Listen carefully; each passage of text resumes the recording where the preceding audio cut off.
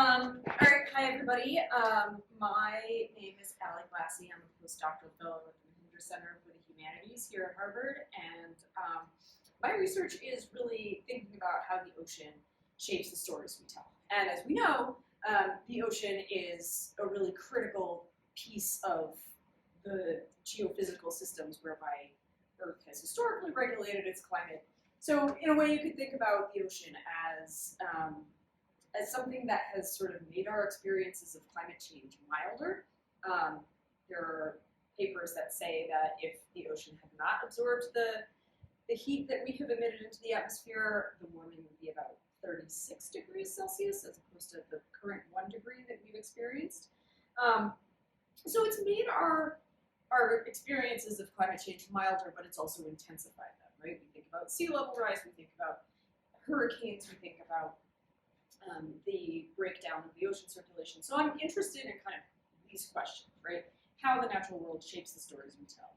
And so for today, what I want to talk about is what that looks like in terms of genres of writing. Since the 19th century, scientists first observed effects of CO2 emissions on Earth's atmosphere. Our climate's warmed over 1 degree Celsius, and it's also generated an enormous volume of writing. And a lot of this writing wants to inspire constructive action,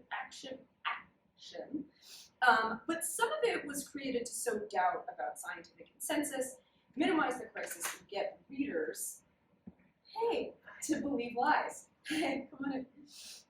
So in this workshop, which is derived from some of my introductory environmental studies and climate writing classes, we're going to discuss questions about science literacy, ethics, advocacy, and audience. And we're also going to kind of explore the way that these questions span genres. All right, so Eunice Newton-Foote rarely gets the credit she's due. This is 1856. She publishes a paper called Circumstances Affecting the Heat of the Sun's Rays. It's presented at the American Association for the Advancement of Science, read aloud by Secretary of the Smithsonian, Joseph Henry. She couldn't even, as a woman, she couldn't read or aloud. It was then published in the American Journal of Science and Arts. Okay, so this is she's sort of an unsung climate science foundational figure. This is 3 years before John Tyndall publishes his very snappily titled On the Absorption and Radiation of Heat by Gases and Vapors and on the Physical Connection of Radiation, Absorption, and Conduction. What a mouthful, right? And this is widely acknowledged as a foundational work of climate science. And so for Ayanna Elizabeth Johnson and Catherine Wilkinson, who are the editors of this collection, All We Can Save, Truth, Courage, and Solutions for the Climate Crisis, they see this sort of temporality as an early instance of, like, I literally just said that to you, right? For them, Foote is a climate feminist. She is a foundational figure whose contributions have been sort of underrepresented in favor of those made by men. Her simultaneous climate science research and activism for women's rights embodies for Johnson and Wilkinson an understanding that the same patriarchal power that oppresses on the basis of gender and gender expression, quote, also wreaks havoc on the natural world and colludes with racism along the way. And so what I want to suggest is that this sort of early historical moment illustrates some of the aims of this workshop, and I think of climate writing more broadly. So as writers working in a variety of genres, from policy to poetry and everything in between, how do we use our imaginations and the written word to bring the world we want to live in into being? And then also, not only that, how do we account for and mitigate the dynamics of power and privilege that shape the relationships between readers and writers?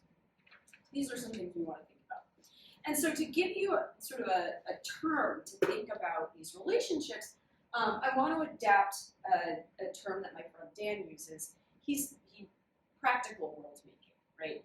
And I want to suggest that climate writing is at its best and at its worst an act of practical world making. All right, so quick timeline of climate writing for you. We've got 1896, on the influence of carbonic acid on the air, upon the temperature of the ground. 1938, artificial production of carbon dioxide and its influence on temperature. And 1957, Roger Bell and Suez carbon dioxide exchange between the atmosphere and the ocean, and the question of increase in atmospheric CO2. And so then we have this image. Does anybody know what this image is? Have you seen this before? Yeah, what is it? Parts per million? Yeah, parts per million, absolutely. Yeah, this is the Keeling curve. So it shows the seasonal fluctuation of CO2 in the northern hemisphere in parts per million. And the seasonal fluctuation happens because northern hemisphere vegetation absorbs CO2 in the spring and releases it when it dies in the fall. And this is based on observations from Mauna Loa and Hawaii. 1958, when this curve starts, we're at 313 parts per million. And in 2011, we are at 392. And then, does anybody know what our current parts per million is right now? Yeah, 412 or something? Yes, 412.5. Okay. What's the safe upward limit for the parts per million? 350? 350, exactly, right? So, so 350, right? And we're obviously way above that. This chart has been described as, quote, the single most important environmental data set taken in the 20th century. And I'm just going to leave that there. Before I move on, though, what do you notice about the kind of the early timeline of climate writing that I just laid out for you? About chemistry. It's about chemistry. Yes, it's about chemistry. It's about atmospheric chemistry. And so yeah, exactly. It's science, right? So when I would ask, do you think climate at least explicitly enters the political realm or the policy sphere? When does it cross that disciplinary hurdle?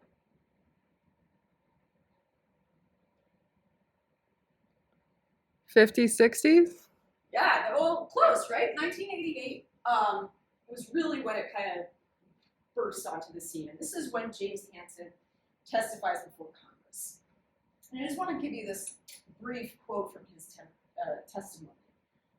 He's talking about how the Earth is warmer in 1988 than at any time in history of instrumental measurements.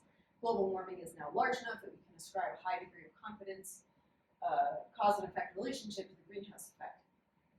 And our computer climate simulations indicate that the greenhouse effect is already large enough to begin to affect the probability of extreme events such as summer heat waves.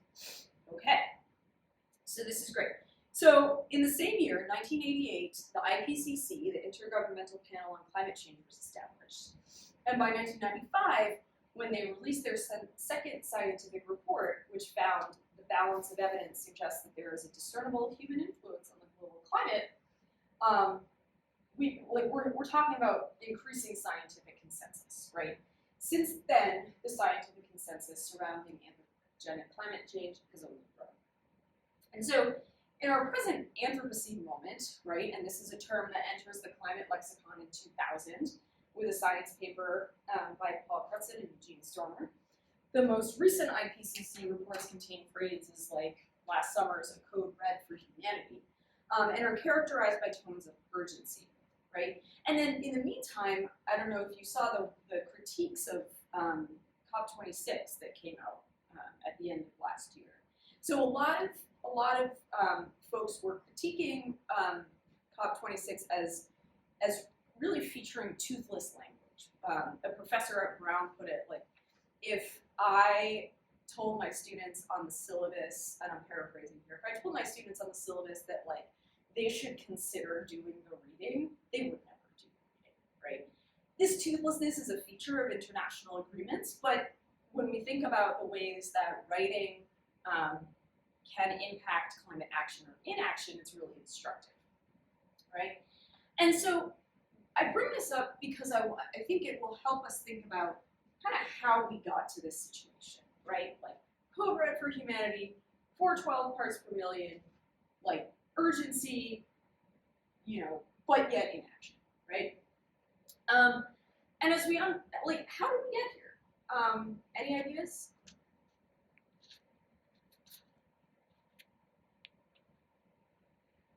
Okay, what might be one word that maybe describes how we got here? Distributed responsibility. Distributed responsibility. Okay, what else? I get here, you mean using that kind of language? Or, Yeah, like in terms of language, or like just like if you were to be like, in one word, how did we get from, you know, the 1880s or 1980s to today, in terms of the state of our climate, what word might you use? sorry, the state of the climate is the physical state of the climate, or the state of the words we're using to describe it? Either or. Oh, okay, the latter I would just characterize as advocacy. Yeah. The former I would characterize as powerful interests. Yes. Vested interests, I guess, is the Right. language that got stripped. Okay. Yeah. Powerful vested interests, right? Okay, this is critical. Powerful vested interests, and the ways in which those powerful vested interests have used writing, language, to shape our response or lack thereof to climate change, right? And so one word we might think about is denial.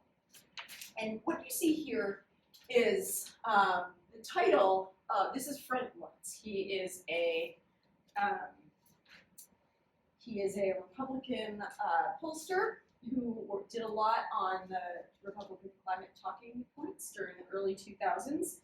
And I bring him into the picture because I want to suggest that counterintuitively, climate denialist writing was often effective climate writing in the sense that it achieved its goals. It spread doubt, it delayed systemic action, and it stifled US cooperation in international climate accords, right? Like, pretty effective if you're measuring effectiveness by, like, making sure an agenda happens, right? And so, you know, when we're thinking about this, we want to think about why. Why was this kind of writing successful? And in order to do that, what I want to do is just read you, well, before I do, yeah, I'll just read you a couple of sort of talking points from this memo that Luntz produced in 2003 to kind of slow walk the climate crisis, if you will. And so this section is called Winning the Global Warming Debate. And as I read this, what I want you to do is think about what catches your attention, right? When I read these words and when you look at the quotes here, what attracts you, repels you, or makes you think. Okay, so he says the scientific debate remains open. Voters believe that there is no consensus about global warming within the scientific community. Therefore, italicized, you need to make the lack of scientific certainty a primary issue in debate. Americans want a free and open discussion. Emphasize the importance of, quote, acting only with all the facts in hand and making the right decision, not the quick decision. You know, he goes on to talk about technology and innovation are the key arguments on both sides. We need to emphasize how voluntary innovation and experimentation are preferable to bureaucratic or international intervention. The international fairness issue is the emotional home run. And I think fairly tellingly, right, he kind of ends with these three ideas, right? The most important principle in any discussion of global warming is your commitment to sound science. And then the scientific debate is closing against us, but not yet closed. There is still a window of opportunity to challenge the science. And then you need to be even more active in recruiting experts who are sympathetic to your view, and much more active in making them a part of your message, right? So we're thinking about, well, before I tell you what I think we're thinking about, I want to hear from you. Anything stand out to you about these quotes that I just read, or other climate denial language that you have encountered in your experiences?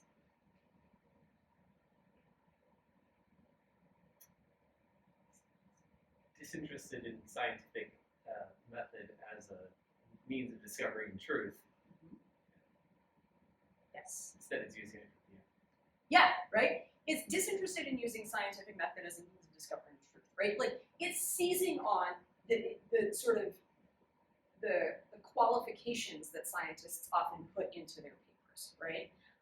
Qualifications that are meant to open the door for further research, right? It's also really emphasizing, when we think about conservative conservationists, right? It's emphasizing the emotional excess of environmentalism and the emotional excess of the climate change, the folks who are in favor of climate action, in favor of conservationism, right? This sort of staid, rational, incremental approach. Like, we want a cleaner, healthier, safer America, you know, but it's not, like, we're not, it's a very sort of overtly, almost performatively rational, right? They knew their audience, is what I want to say, right? They knew their audience in terms of the political audience in Congress and in terms of the public. And right, this is why we use the term climate change instead of global warming, right? It's because of this one memo, right? Would it surprise you to learn that Luntz ultimately disavowed this memo? Yeah, right? So in 2019, he told an ad hoc Senate panel, I was wrong on climate change. Quote, I don't want credit, I don't want blame, just stop using something that I wrote 18 years ago because it's not accurate today, right?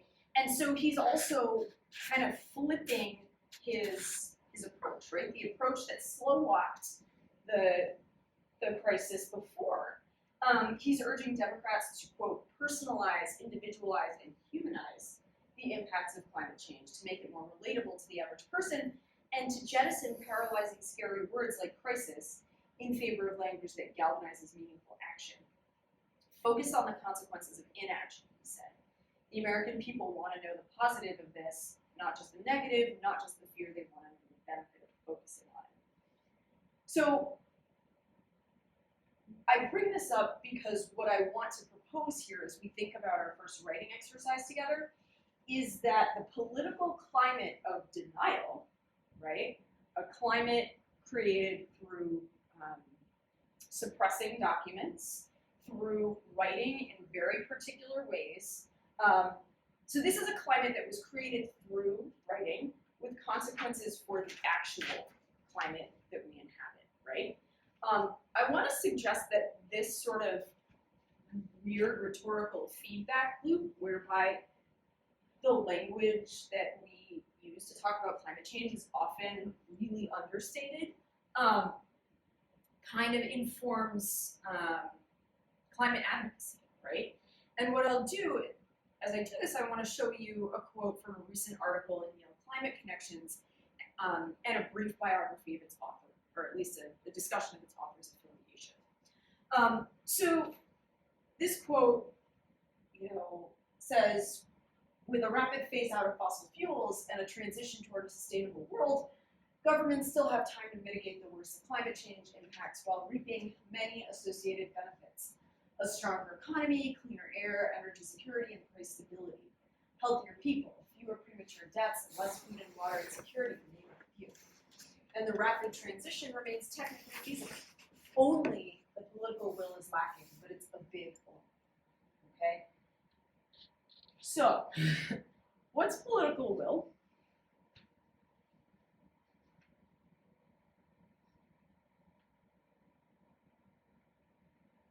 Belief in possibility and the willingness to take action that has policy consequences. Absolutely, right? It's belief in possibility. It's a way to take action. How do we generate it?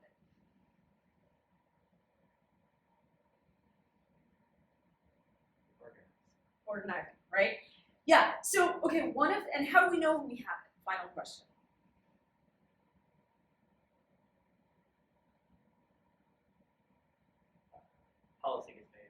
policy gets made, things change, right?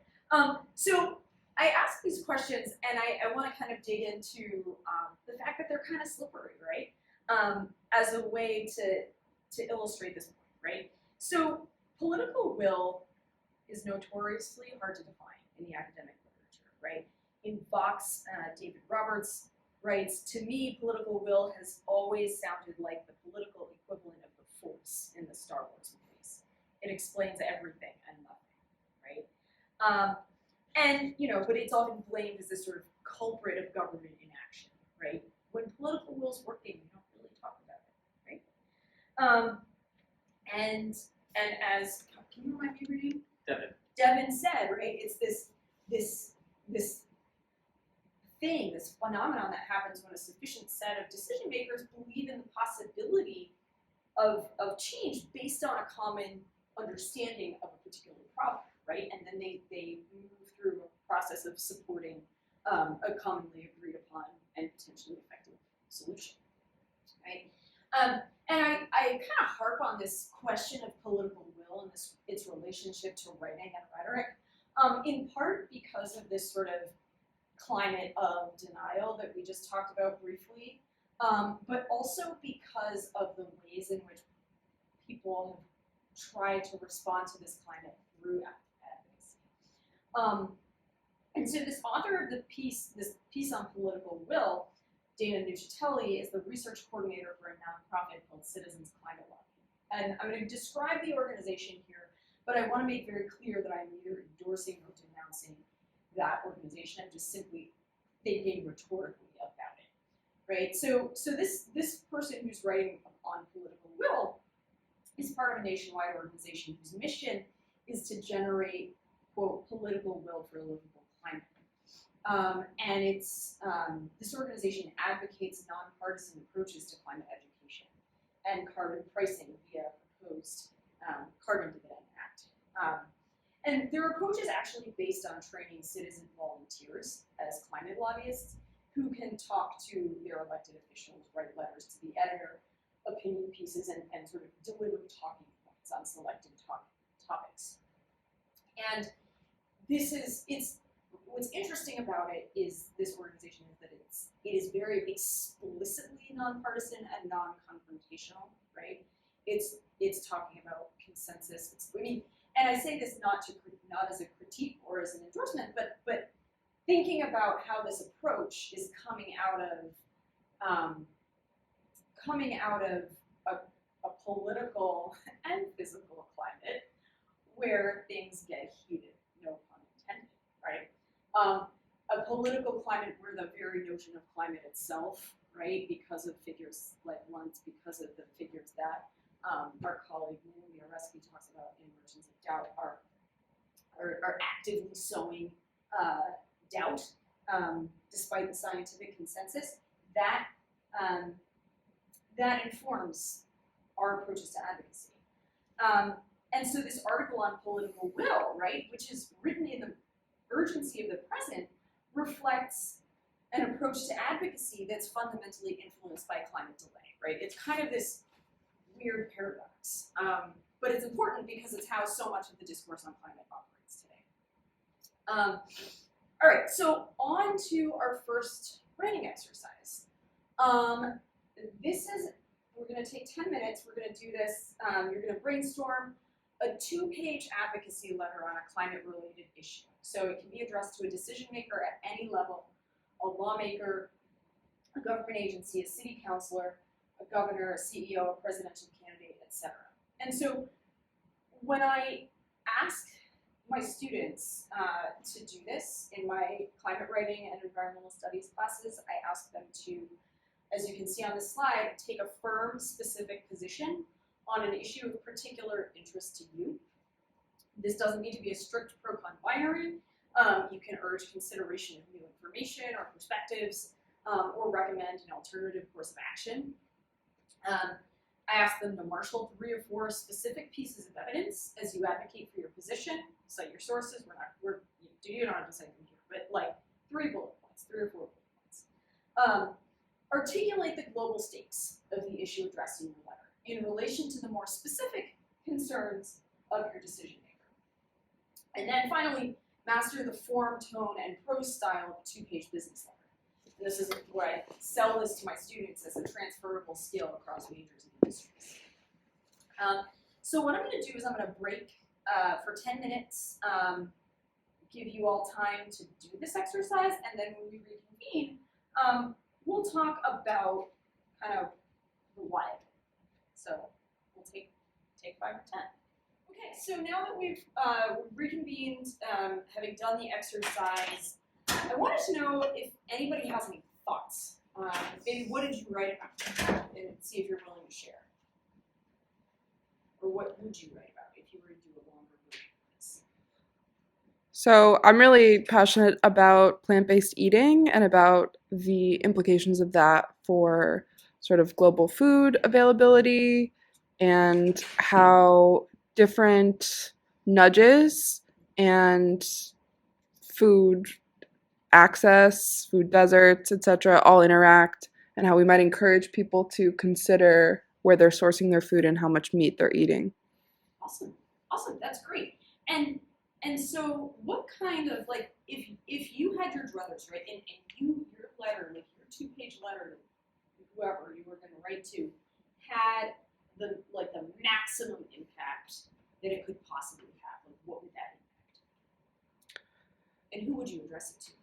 I think that's a huge part of it, is thinking about who my readership is. Yeah. I think I might take a similar approach to Clover in Harvard Square, who bills themselves as trying to put plant-based eating on the radar of people who normally would not think of only eating plant-based, people who like meat. But I think considering audience is really important, because actually the only people who go to Clover are people who eat plant-based, right? So it's like, how do you reach the audience that you want to reach? Yeah, right. So if you were to think about your audience in terms of a decision maker, like, who would you send this letter advocating for plant-based eating to? Patrons of heavily meat-based restaurants. Awesome, right? So like maybe this is an open letter, right? Maybe this isn't like you sign it and seal it and mail it to, like, I don't know, some congressperson from a heavily meat-producing state. Maybe you're just like, all right, New York Times, here it is, right? So when I teach this exercise, I want my students to think about what kind of practical world making, right? To go back to that idea, what kind of practical world making is at work here, and what's missing? And so one of the things that I hear when that I kind of think about with this genre of writing, is that it can be incredibly effective when one's trying to assume authority or project themselves into spaces where they might not have historically been welcome, right? Right? When you use the form of the advocacy letter or the business letter, you are, and especially, right, if you are a woman, if you're a non-binary person, if you are anybody other than a white man, right, you are taking a particular genre of literature and you are using that genre to take authority for yourself and put that authority forward in advocating for something particular, right? And so when we think about the advocacy letter as a genre, right, we want to think about sort of not only audience, but how we can use this genre strategically. And also what this genre, like what's missing from this genre of the advocacy letter? Like if we're thinking sort of broadly about literature or climate writing, what might be missing from a genre like this?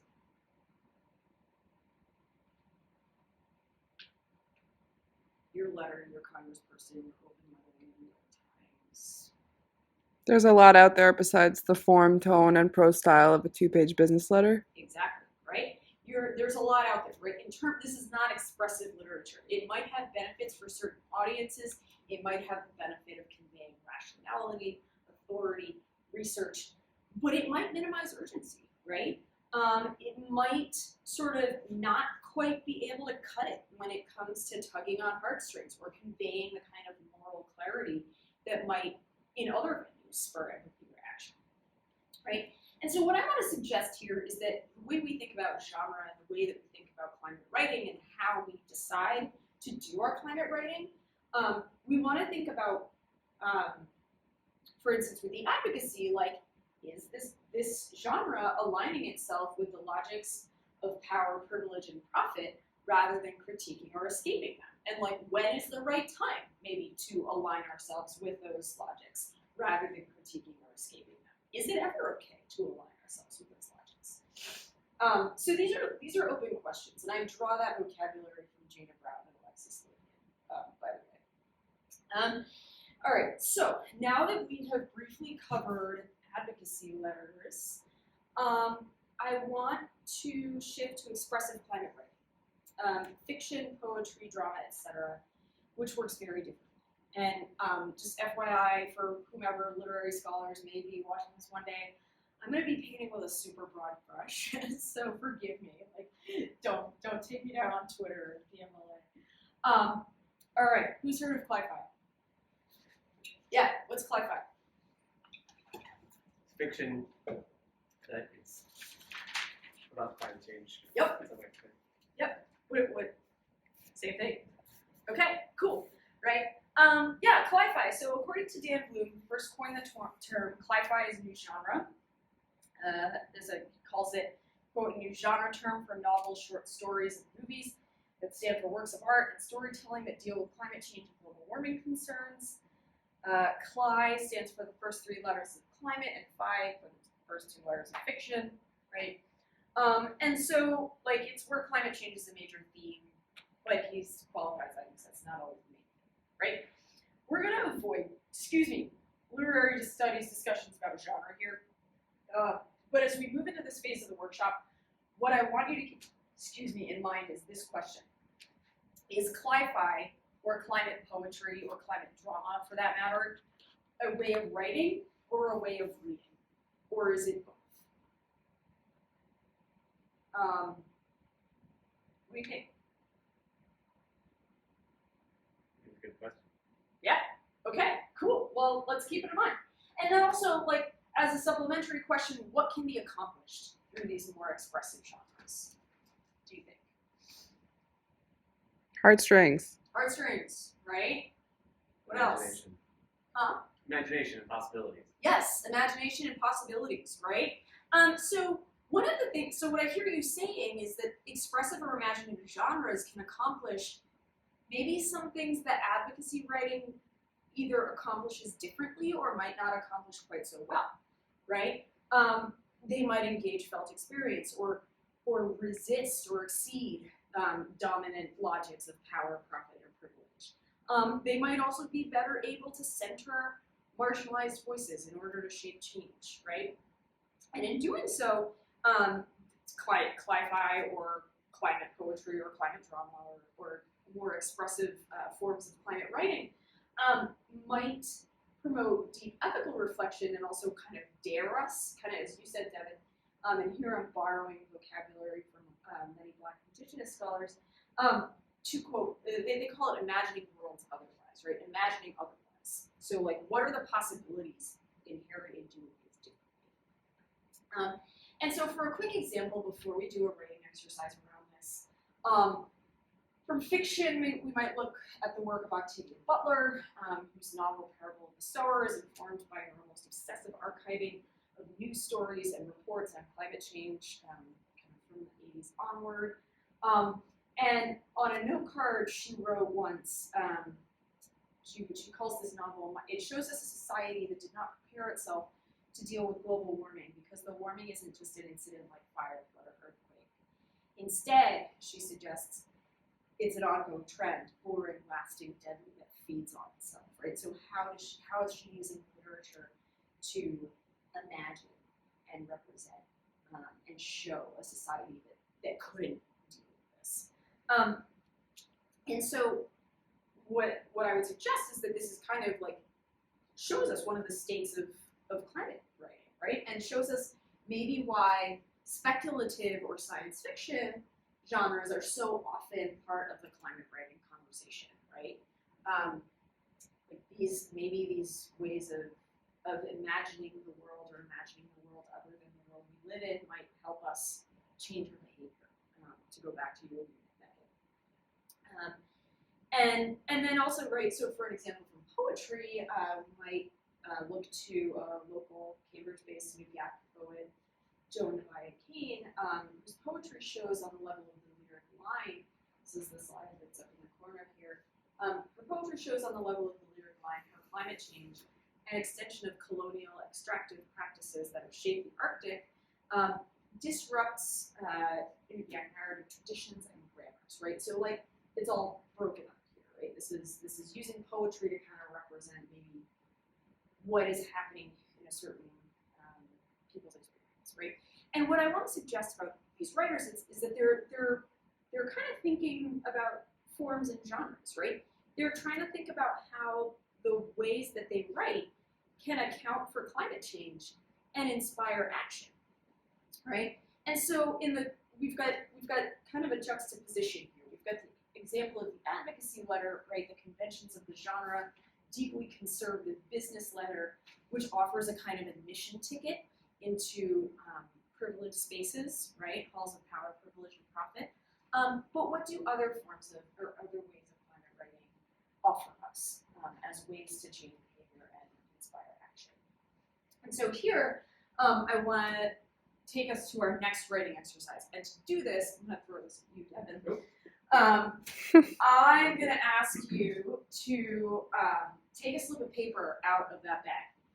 And I've printed on these slips of paper the various shared socioeconomic pathways, which are narratives that the IPCC uses to describe basically like what could happen with various degrees of climate action. Like what would future society look like on a path to 4 degrees, or if we just bent the emissions curve right away, right? And so they're intended to sort of encompass a range of plausible scenarios to get the people who are making policy to kind of maybe imagine themselves into the future, right?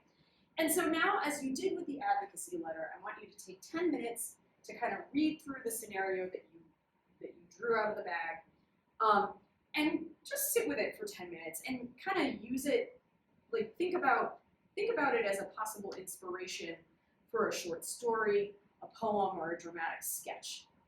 And as you brainstorm your piece, I want you to think about the sort of the imaginative world making that you're doing. And so we'll break. Okay, so does anybody want to share what scenario they had and kind of what stuck out about that scenario? Sure. So I had the scenario SSP3, which is labeled Regional Rivalry, a Rocky Road, which constitutes high challenges to mitigation and adaptation. And it's based on the possible future where resurgent nationalism, concerns about competitiveness and security, and regional conflicts push countries to increasingly focus on domestic or most regional issues, basically cause sort of lots of bad things with bad politics for the possibilities of mitigating high population growth in developing countries, low population growth in rich countries, and nobody's really doing much besides protecting their own interests. Cool. Yeah. So what does that kind of sound like to you? Maybe. Build the wall. Build the wall. Hunger Games. Yep. Right. Yeah.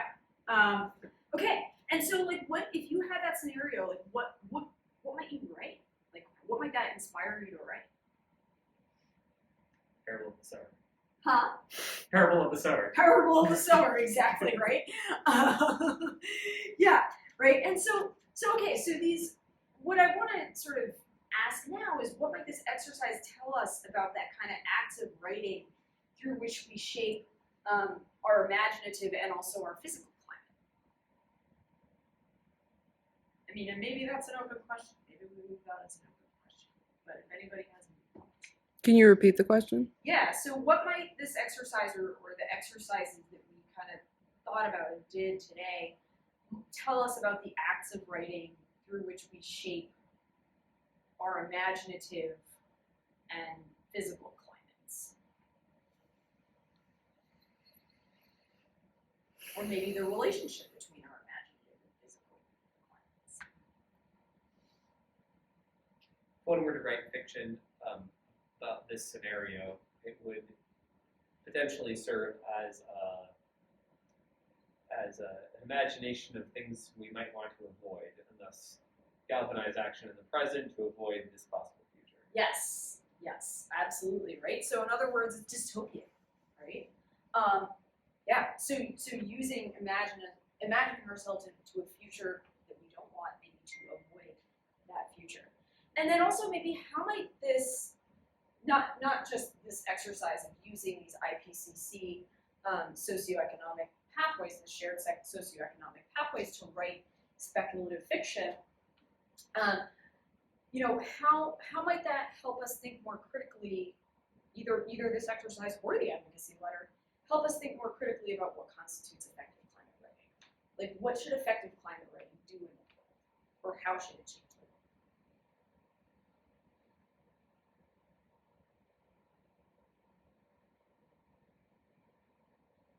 Also maybe an open question. We can also leave that there. All right, so maybe what I'll do is this. I'm going to leave you with these questions as we think about how you're going to approach this contest, how you're going to think about what effective climate writing is, what it looks like, what it sounds like, what it feels like, what it does in the world. I want you to think about the ways in which experience moves into the imaginative world, right? And how the environment figures into that, right? That's something I think a lot about in my work on the ocean, right? So thinking about writing, right, and thinking about climate writing as the process where our experiences of climate change, real or imagined, right, move into a sphere that can shape imaginations beyond our own, right? Whether that is through an advocacy letter, whether that is through a policy brief, whether that is through a scientific paper, whether that is through a poem, right? And then by thinking critically about that relationship, and maybe by kind of reading around in some climate writing, and I have a couple of, and by reading around in some climate writing, what I want you to leave this workshop with is really thinking hard about what constitutes effective climate writing. And that answer is going to be different for everyone, right? So as you approach this contest, I would say read widely, experiment with genres, take these exercises, try them again later. You might find yourself doing things differently. And yeah, the stakes are really high, but that doesn't mean that the practice of climate writing shouldn't be a joyful one. So thank you. Thanks, Allie. All right, and yeah, so I've got these two